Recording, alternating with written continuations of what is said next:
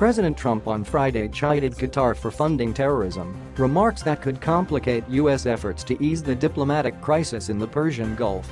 The nation of Qatar has unfortunately been a funder of terrorism, and at a very high level, Trump said during a press conference at the White House. Trump and APO's comments came just hours after Secretary of State Rex Tillerson called for all sides to de-escalate the conflict and for other Arab nations to end a blockade against Qatar. Tillerson was in the White House Rose Garden during the remarks. A senior administration official told reporters later Friday that Trump and Tillerson are on the same page when it comes to Qatar. Regarding the blockade, the official said Trump relayed his position privately to Gulf state leaders this week. What he said was consistent with what the Secretary of State said, the official told reporters aboard Air Force One.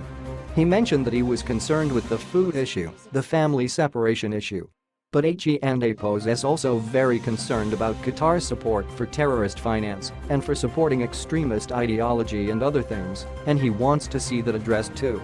On Monday, Saudi Arabia, the United Arab Emirates, Egypt and Bahrain severed diplomatic relations with Qatar and closed all land, sea and air borders.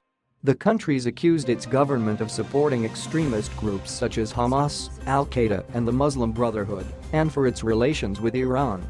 Qatar has so far denied the allegations. I and APOS decided, along with Secretary of State Rex Tillerson, are great generals and military people. The time has come to call on Qatar to end its funding, Trump said Friday. They have to end that funding and its extremist ideology in terms of funding. I want all of the nations to stop immediately supporting terrorism. Stop teaching people to kill other people and filling their minds with hate and intolerance. Trump, who traveled to Saudi Arabia last month and met with numerous Gulf leaders at a summit of Gulf Cooperation Council nations, said several nations came together and spoke to me about confronting Qatar over its behavior following the conference. Tillerson took a more diplomatic approach with the regional dispute earlier on Friday. In a 4-minute speech at the State Department, he said Qatar needed to address its NEIGHBORS and APOS